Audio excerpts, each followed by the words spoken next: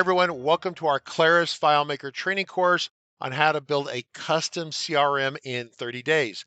This training is designed primarily for beginners or those of you who need kind of a refresher with the Claris FileMaker platform.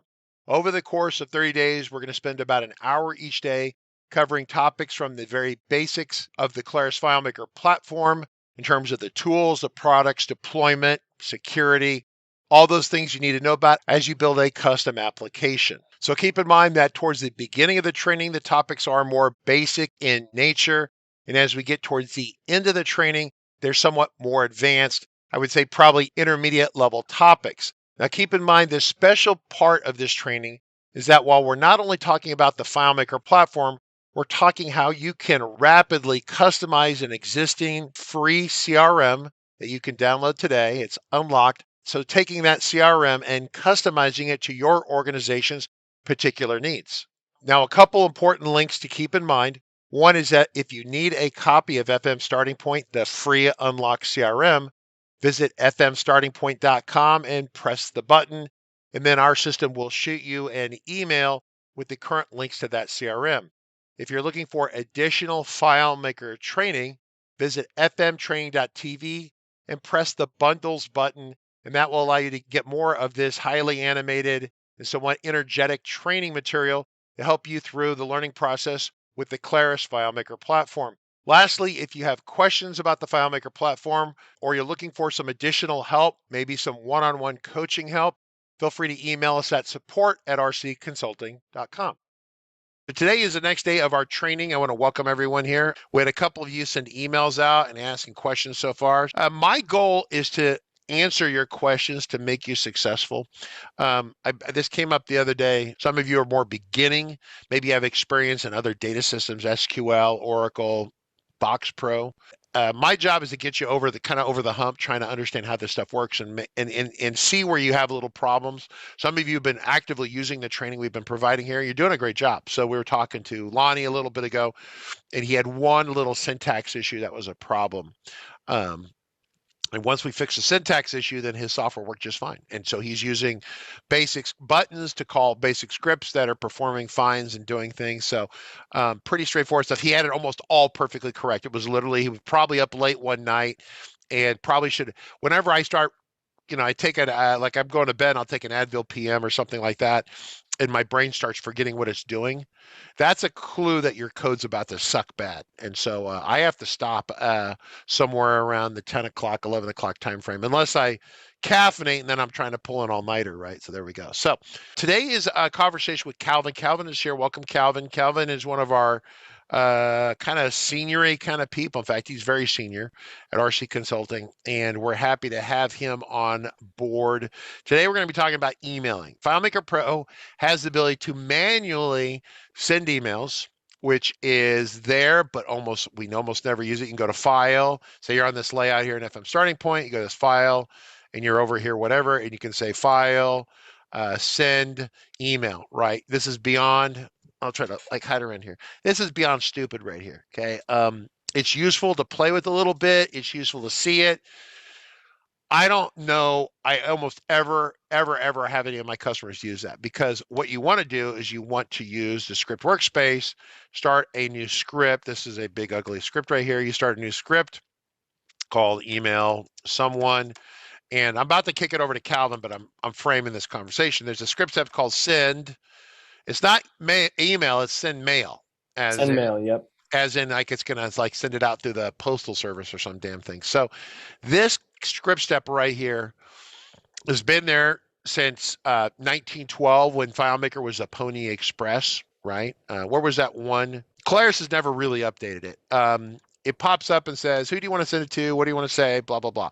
It's a text sending function.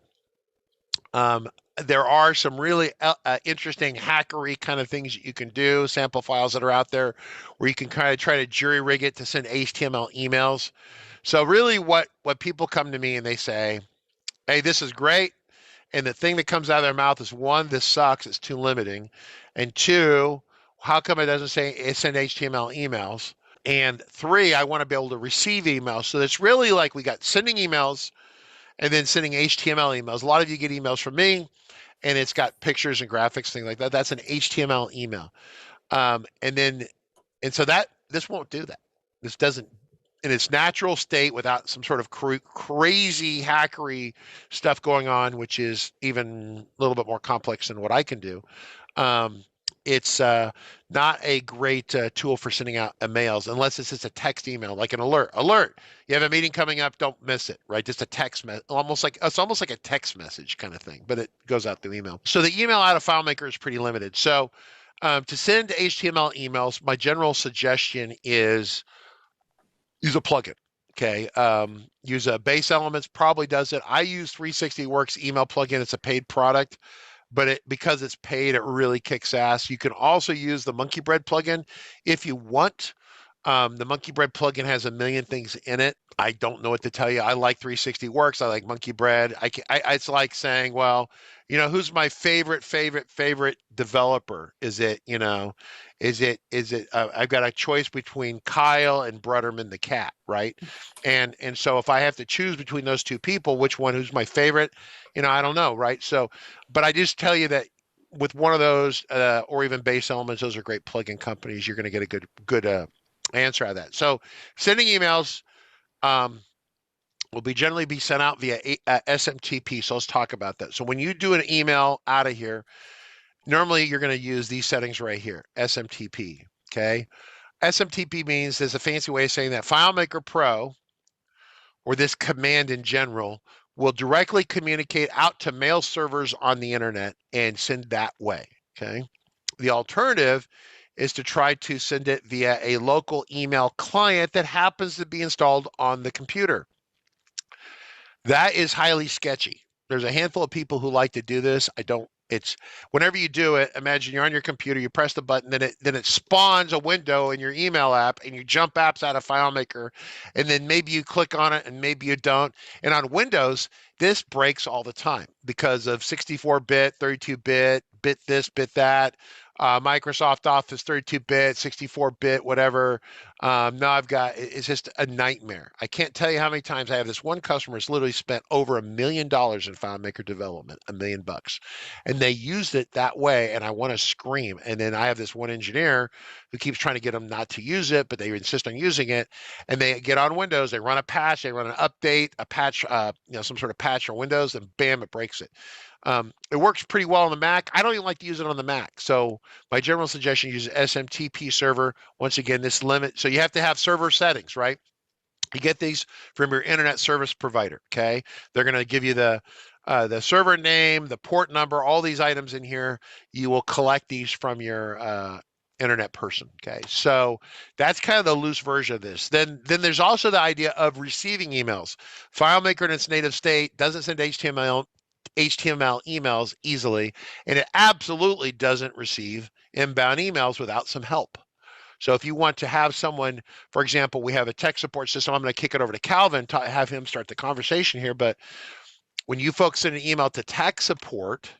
So this was a way that we could have multiple people managing the support at RC Consulting email without having everybody logging in through a web browser or through an email app. We're managing it through FileMaker. The awesome thing about this is it looks up people's user. It can look up people's accounts in our FileMaker app, and we can manage it right there. So let's go ahead. Calvin, hang on 1 second here. This is where the issue comes in, because you have multiple people providing tech support. I'm going to stay there just for a second. Yeah. I'm going to try to log into the system here. We have these own buttons. I wanted to get a demo in here. So let me go ahead, and I've got this email. This is a copy of FM Starting Point, and I'm going to send this to myself, and my email is going to be the support. And right now I have the settings set up so that it opens up that first option for the send mail via client. So you'll notice I said send mail. It brings it up in my Apple Mail app. In that list.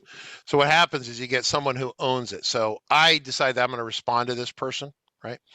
And so you click ownership of it, and that way other people know that the other people, you don't have two people replying to it at the same time. So once you say own it over here, if I find the annotate button wherever that went, right, there's annotate. You find the own button right here. That way you have we have the ability to keep two people from running into each other. So it's basically you create this tech support kind of thing, right? Pretty neat. So go ahead, Calvin. Yeah, so there's a lot of different scenarios when you might want something like this. For us, we're doing tech support, answering questions. I had a client I recently built a similar app for that. In their case, every email that they receive, or 99% of the emails that they receive, are related to one of their projects. And they're creating new projects all the time, and they want to see the conversation that's happening in regard to that project. So the emails come in, and they're automatically assigned to their client's record in FileMaker because it's based on an email address. They can figure that out. And if I go over to, we do something similar in here. And so we'll see it says exists in FGS or BC8. So I think if I click this, it might bring it up in our CRM. So so here's my record. Let me bring that back over. So here's my, it brought up my record in our CRM because it's based on my email address that it came from, the email address that it came from. So there's, as I was saying, we built one of these recently where it was each record is assigned to a project, and based on the subject, a lot of those are really specific formats to the subject that allowed us to figure out which project it was assigned to. So immediately when the email came in, it got assigned to that project. Or if it couldn't find a project that was related, or the email subject wasn't formatted correctly when it was received, we could allow somebody to select an existing project, and you would see where those are, see that conversation together. So really powerful, bringing emails into FileMaker, but it does require a plugin. So in this case, we are using and I don't know that I have full access to this, but we're using the 360works email plugin, and I just downloaded that so we can kind of take a look at it. And let's go ahead and just open up these examples. So if you download the demo file, you can download this demo file from 360works.com, and it does have, you can test it out before you decide to purchase it and implement it in your app. But you can, all the settings are here in getting started, how to set it up with your on your computer. And then there's even a receiving email demo. You just put in your information, and you can say get messages, and it will pull in. The default is to pull in the 25 messages from your inbox. And really, really awesome stuff that we're using. But so it's stuff we use, we have clients that use it, but it does require that plugin. To go back over to FM starting point. So I sent this really fast without kind of showing how it worked. So let's go ahead and take a look at this script. So I put in, this is in the script that sent it. It does a lot of other things we can take a look at. But here's just the basic send mail via email client option.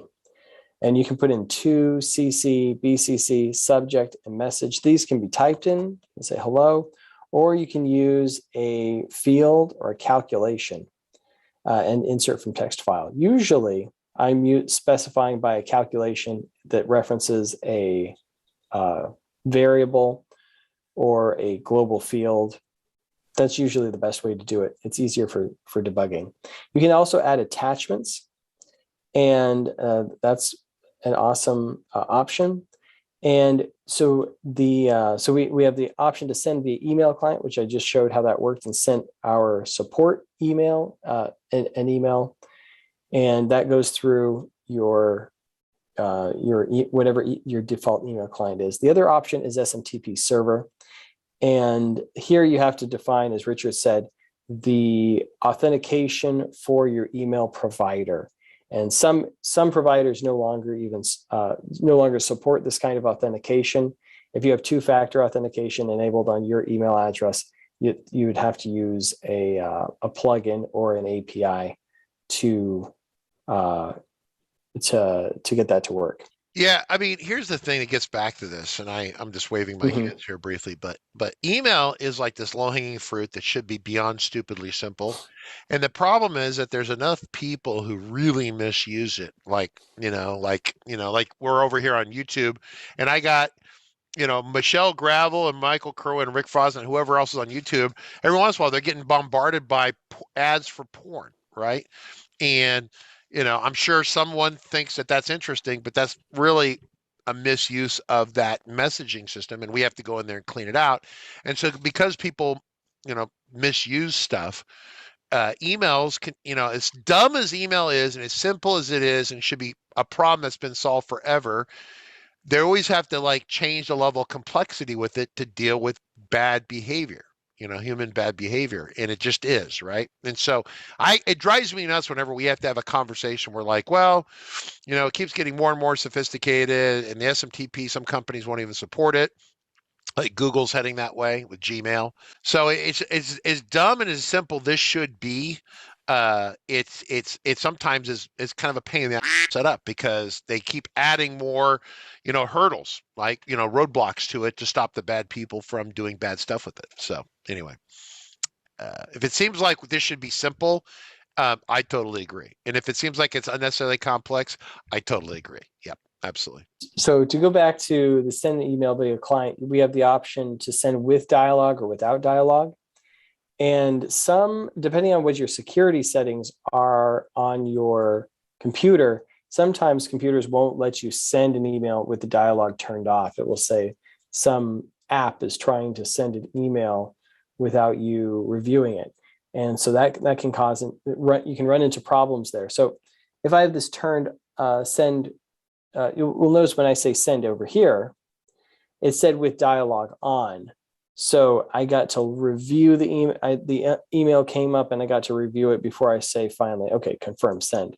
Now that's great if I'm sending one email and I want to review it first, but a lot of people want to send a bulk emails to everybody, and we don't want to hit send for each person. We just want to say send bulk, as we have here, and send each person a unique email, but not have to review it as it goes out.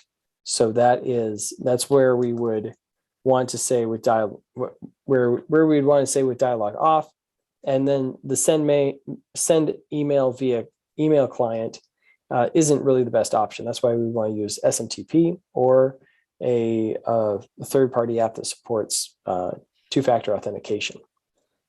And you'll go ahead, Calvin. When you get to stop here with that, let me know when you get to the end. Yeah. So the one thing I wanted to try out here, so we'll notice that this is the send mail command is the same for send via email client or via SMTP server. It's just a setting within the send mail command, whether we're which option we're going with here. And so in FM starting point, we have it all set up for if you go to the preferences and then down to email, we have the option to send via client, SMTP server, or 360works email. That one's already in there as well. Did you have something you want to say, Richard? Well, no, there was a question here, and I have two answers for it. So the question is from Elliot. He says, "Hey, does this work with 360 Exchange?" Right. So this Microsoft has a email server called Exchange Server.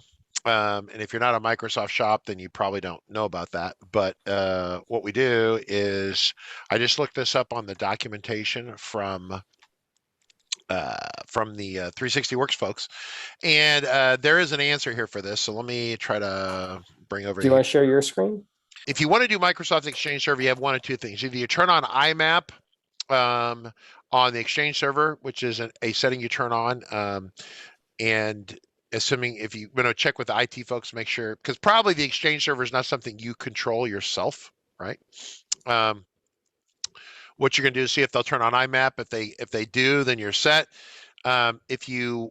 If they don't turn it on, then probably I think you can use, there's another plugin. The problem is I don't use it, so I don't normally vouch for it, but Productive Computing has a plugin that allows you to talk to Exchange server and do things like that. And so I would check that one. Doesn't 360works cost money? Are you giving away starting point? Okay, yeah. So they're 360.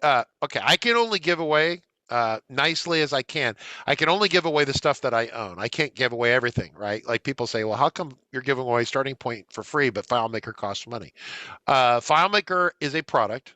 It does a great job. Is it perfectly well-rounded and does everything correctly? No, it has limitations. If you want to solve email in a meaningful way, if you need anything beyond, and it's a question by Gan, it's a good question. If you need anything more than basic outbound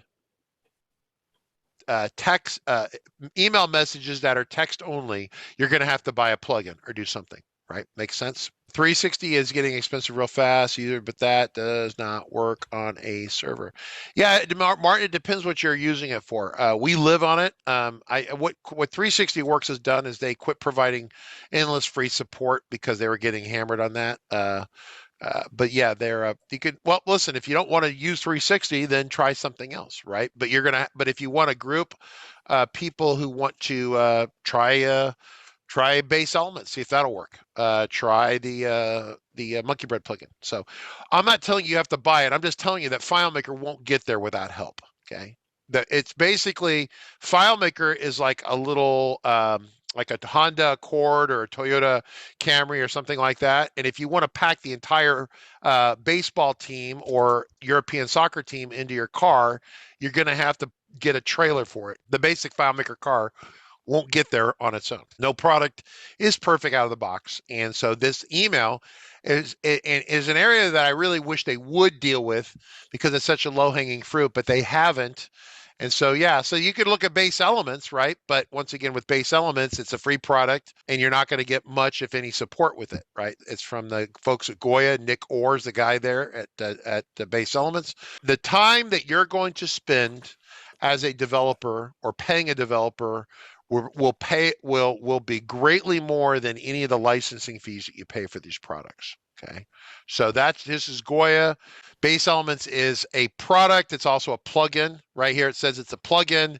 If you go to a different page, it will be their Base Elements analysis tools. We're talking about the Base Elements plugin, which is free, and you can download that and use that, right? But if you need help with that, tech support, they call it sponsorship. You send them money, they'll give you extra support and stuff. So in terms of let's cover 360works. Let's take a look at their licensing real quick for 360works, since people are asking questions about this. It's not just one person.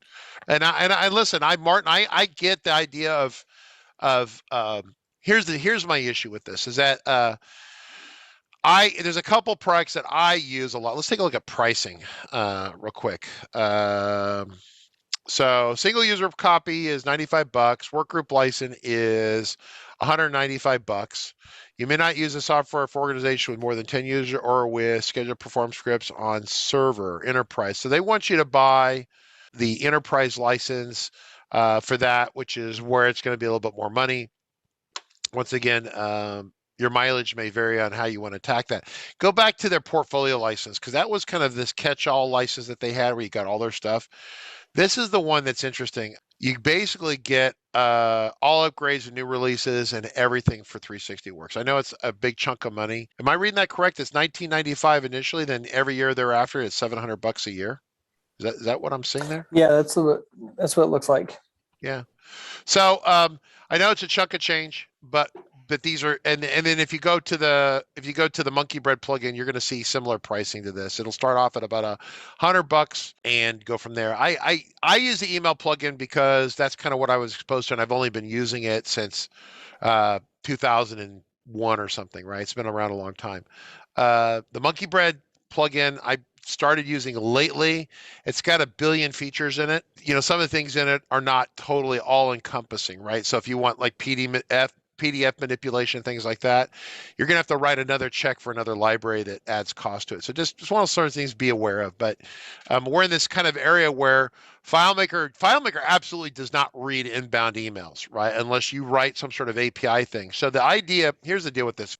You can either put a ton of, like I had an engineer, and I'm not going to name, he doesn't work for me anymore, but he was one of these kind of people that, he's a really intelligent guy, really smart guy, just a lot of personal drama. So this engineer comes to me, and sometimes my engineers make very blanket statements, and instead of me arguing with them, I just decide that I'm going to let them go and discover for themselves the truth, right? Sometimes it's like if your 5-year-old says, I'm going to dig for gold in the backyard, and he has a shovel, and he's really a motivated kid. Well, as long as you don't mind him digging a hole in the middle of the lawn, Calvin's got a kid that age, right? Maybe you just let him go in the backyard and dig a hole. Okay, it'll get some exercise out of him, and along the way, he'll learn that there's probably no gold in the ground, but he'll have fun digging it. Engineer comes to me and says, I don't want to pay for 360 Works MirrorSync because it's too expensive. I'm going to write my own syncing app. And I go, okay, so how long? Oh, it'll take about 40 or 50 hours. I go, no problem, go for it. So but he's committed to a customer to build it for a certain amount of money, right? And part of me would intervene these days, but at the time, he's a pretty senior guy. He's going to have to live with his decision. I said, I'm not sure you can do it for that. Oh, it's totally simple, straightforward. 300 hours later, so he'd work for like a month for free, right? He goes, that was the worst decision I ever made. Blah, blah, blah, blah, blah. It was much easier just to buy the product. The person who's deriving value from the product pays for the product. It was $800 or whatever it was. What an enterprise license was, $400 or $500, and that $400 or $500 back in these days, this was 10 years ago, was 6 or 7 hours of development work. Well, the customer pays $1,000. No, $400 or $500. Yeah, 3 hours of work. So economically, if you can buy the plugin and have it done, then you're light years ahead. Then you spend your time working on other issues, right? Is just my suggestion, right? That's why Base Elements is free. Will it get you everywhere? No. Is there overlap with Monkey Bread? Yes. Okay. Is Monkey Bread more expansive and has better support? By far. If you're a paying customer and he's in Chris Schmidt an email, I don't think he's here today, but if he was here, I could tell you that guy, he could be on vacation. He could be on vacation in Hawaii or in the middle of nowhere, and he would get on a cellular satellite phone and he would fix your bug for you. The guy cares that much about his customers. He's really good. So I have a high degree of confidence in these companies, right? Free is free. So if you get it free from Base Elements, then that's kind of the limit of where that goes. But find the plugin that saves the time and the money. Otherwise, if you want to roll your own, then get a shovel, go in the backyard and look for gold bricks under your lawn, right? And you'll get about the same results, right? Makes sense? FM starting point is not dependent upon anything except FileMaker. You have to buy FileMaker or steal FileMaker if you're that kind of person, right? From someone, okay? I recommend you buy it. I always try to encourage these people to buy the products because it encourages people to continue to invest. That's why we say buy our bundle training. If we sell training, that encourages us to continue to invest in starting point, invest in this stuff. But suffice it to say, starting point is totally dependent upon FileMaker. You need FileMaker. You don't need anything else. Now, if you want FileMaker or FM starting point to read emails, you're going to have to do something. You got to write your own app or go get a plugin. If you want to send HTML emails, you're going to have to go to school, learn how to do some gnarly programming, or you're going to have to buy a plugin, okay, and figure out how that works, right? But I think buying a plugin is infinitely cheaper. So that makes sense. It's because it's not just about emails. It's about I want to read a PDF in. I want to edit we had a customer. It was I told the story before. Aviation insurance, which I have to have now, which is crazy. The guy is an insurance company. He has Word files on his computer, but he doesn't send the Word files to the customers. He doesn't want to change them. So what he does is he has a container fields in FileMaker, has Word files. He wants to put some values in FileMaker, like an insurance form. He fills out certain records in here, presses a button, It takes the PDF, the Word file out of a container, puts it on his desktop of his computer. Then the plugin swaps data out of FileMaker and swaps it into the Word file in real time, and then outputs a PDF. And that instantly saved this guy tons and tons of time. He could do quotes. It's all saved in FileMaker. He doesn't have to hand go through the Word file, swap, copy, paste, swap stuff out, and then save as a PDF and send it. Completely automated, saves tons of time, right? We used, in this case, 360works Scribe plugin, SCRIBE. You could totally do it with Monkey Bread. Which one's better? Monkey Bread might be better in this case, but I don't know. I've used Scribe. But that one saves tons of time. So is editing a PDF or editing a Word file and firing it out as a PDF built into FileMaker? No, FileMaker can't do that. It was like the conversation 2 days ago. I don't know if you saw it when Claris came out and said, yeah, we have this OCR image capture stuff in FileMaker now. Well, kind of not really. They have a very limited, you put an image in, only certain kinds of images in on certain kinds of computers, never mind Windows people. Sorry, Lonnie, you have Windows. You can't have that. And so it's a very limited feature. So I always hate it when people put limits on me. Oh, you can do this, but you can't do it with Windows. Oh, you can do this, but you can't do it with a Mac. It's kind of a little bit of a world view, right? Without being into politics and stuff, but you want to encourage developers to build stuff for you. And unless your time is worth $1 an hour, like, or $3 an hour or $4 an hour, like Kyle Williams, right? The guy that had this conversation with me was like a Kyle Williams kind of skill set, a quite good skill set. I'm going to write my own sync engine. And 300 hours later, it still wasn't correct and working as good as it should have. So it's is Kyle, if Kyle is only worth $1 an hour, then Kyle can roll his own syncing solution, right? If he wants to. But if Kyle is actually worth 50, 60, 80, $100 an hour, whatever he's worth in the open market, then he'd be much better off spending the $400 or $500 and buying MirrorSync or whatever the license is, right? And then using his time on other stuff. So, all right, Calvin, you can continue. I'll shut up now. Sorry about that. So I guess, so let's go ahead and look at some of the things that we're doing in FM Starting Point. And just to kind of clarify on top of what is included in FM Starting Point, which is free, as Richard said, we have built in the ability to use the 360works email plugin. You have to install it on your computer and pay the licensing for it to actually work. But the scripts are already there, so it wouldn't take any customization. Let's go ahead and look over here, though, and take a look at some of the features that we're using to send, to take data from FileMaker and send it in an email. So here you'll notice that that we have this email here, and it says dear first name, and when I say send, I switched to, I don't have that set up, so I need to go back to email and switch to email client. There we go. So when I say over here send, and it brings it up in my email app, it doesn't say dear first name, it says dear Calvin. So it's taking data from FileMaker and inserting it into the email. And we've got a lot of other options in here. If you look on our left side, on the right side of the screen, let's go ahead and just add these all at the end. We can put in the current date, the first name, the full name, or contact city. And this is a list that it's not really an exhaustive list, because depending on what kind of, we have the date and names, which are probably the most important.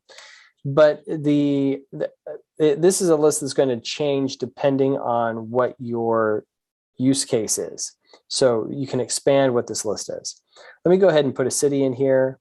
I will put my, where's my city? We'll say Santa Clara. And what was the other item? Company. Let's put company as, we'll say RC Consulting. Okay, so now when I say send, you'll see it added all of that information here at the end, just how I had it inserted here. And what's powerful with this is that you can send, if you're using the bulk send, you can send a lot of different emails that are custom for each person that you're sending. It's like a mail merge. So how's this happening in FileMaker? Let's go ahead and look at the script. I'm going to select send, and we'll notice in the script debugger, there's a lot of different options, but I'm just going to skip forward to where we are taking the data from FileMaker and putting it into and inserting those options. So here's the script. It's called replace fake merge fields with live data. And we call them fake merge fields because this isn't, we don't want to call them it's a little bit different than a merge field that you would find on a FileMaker layout. So here, let's go ahead and open up the script. And we'll go over here and see our list. We are doing a substitute for each line. And you could do, so first we're looking for the first name and we're substituting it with the first name value. And we do this over and over with each data point that we want to insert. So let's go ahead and watch with the data viewer and see this, this change. So you'll see here on the global context email text, we say dear first name. And let's go just step through here. And you'll notice right there, as soon as we selected that one, it took the first name and replaced it with Calvin.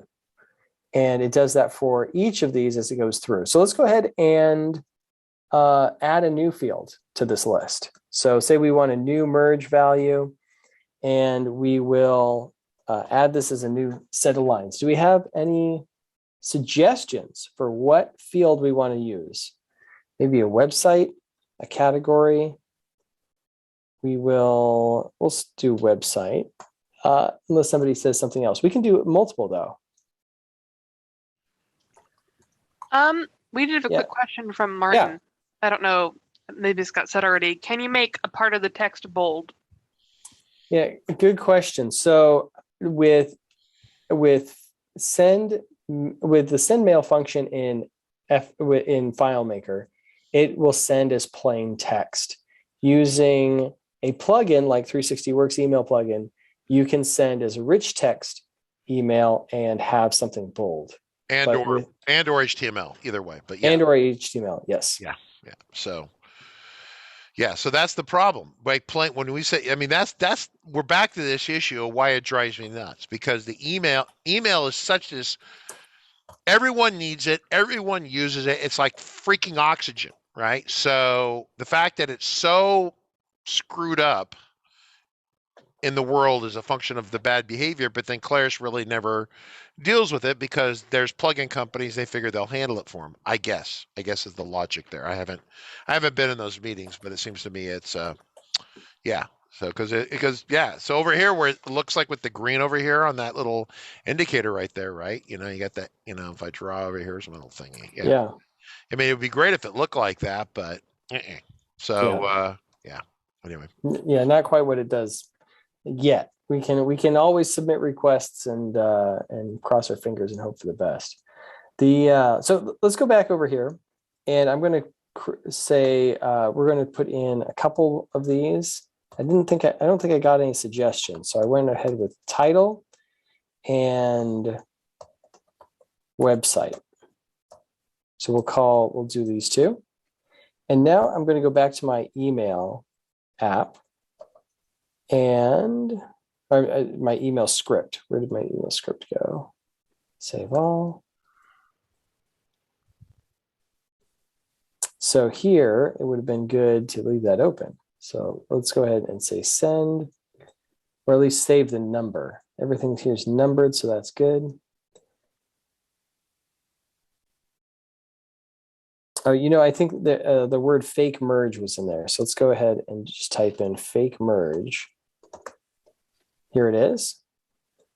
And we will go ahead and replace I already duplicated this, so I'm going to say replace title, and I'll say replace website. Now this could all be accomplished in a single replace command, but we don't have it just for the sake of simplicity.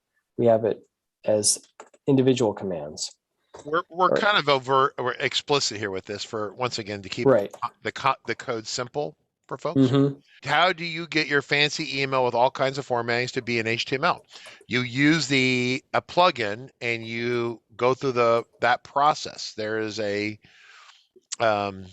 it's much more complicated to do that, right? I don't mind us having that conversation, but frankly, if we're going to do it, I should have the 360 Works people here come in. We've already done this before, right? So I could find a video for that, I guess.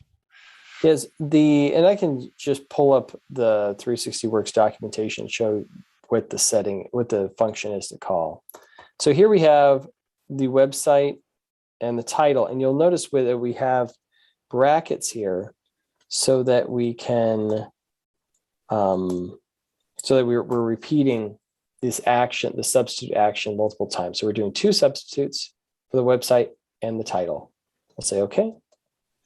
And now when I say, and are these in here? They are title and website. Now when I say send, it's going to insert those in there. So we have the flexibility of adding new fields into those to represent any data that you want from your app into that email. To jump back over to 360 Works, I think I had this open a minute ago. So here, I'm just going to do a search for HTML. Looks like I already did that search.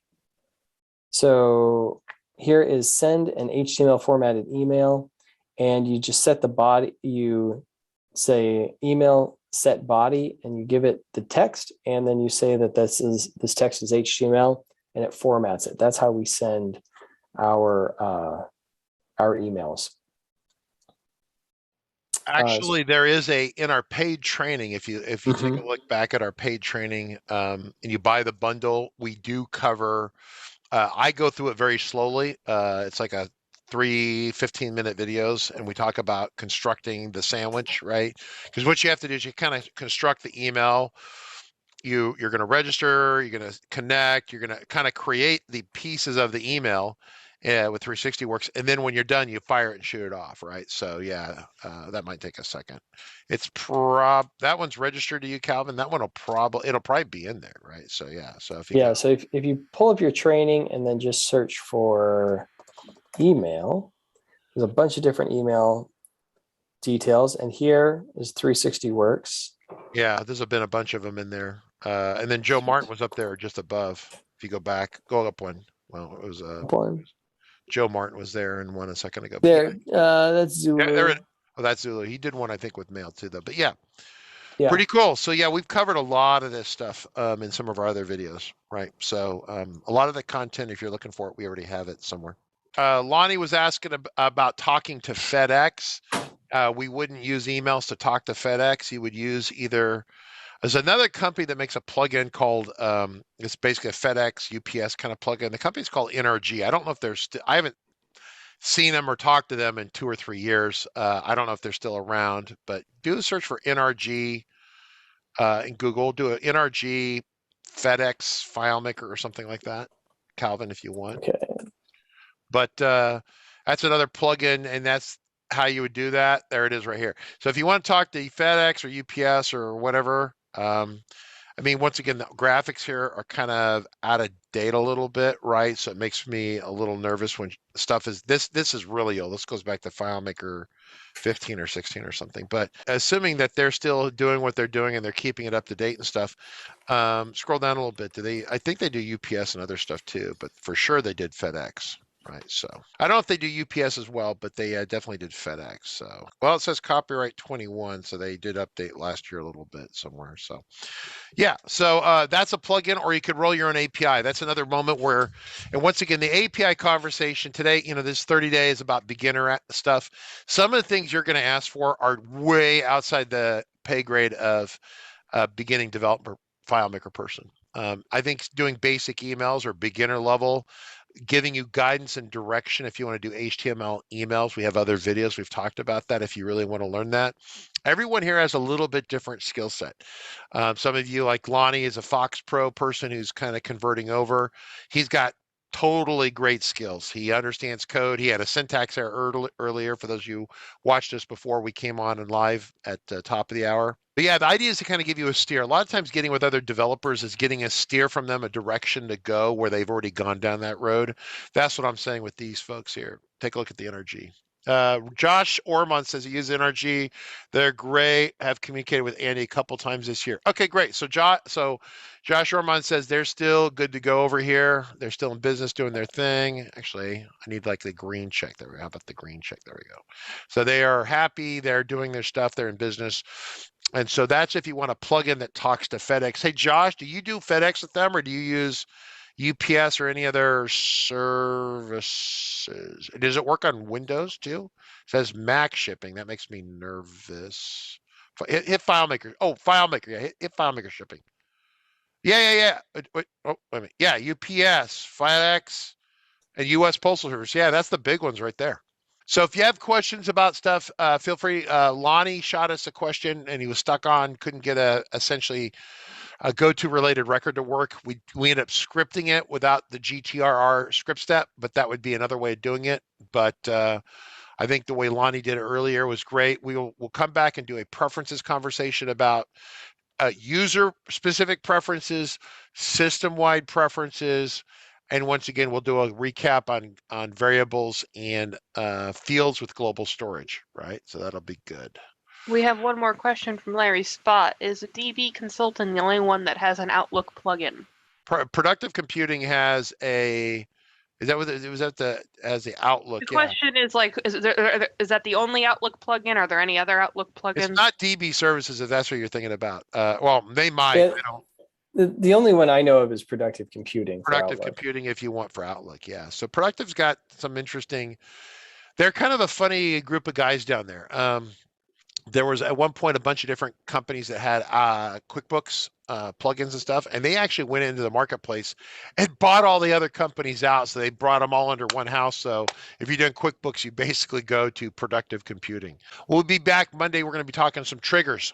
I've got a couple ideas for some new script triggers. They'll be exciting. We'll have screenshots of those. That'll be fun. But we'll be talking about activating scripts beyond just pushing a button, right? Basic stuff. Where do you activate them? Once again, kind of beginning stuff on that. So that'll be great. Cool. All right. That's it for today, Margaret. I'm going to press the share screen button. Good job, Calvin. Thank you for that. Thank you. All right. Calvin's awesome. Good guy. I like Calvin.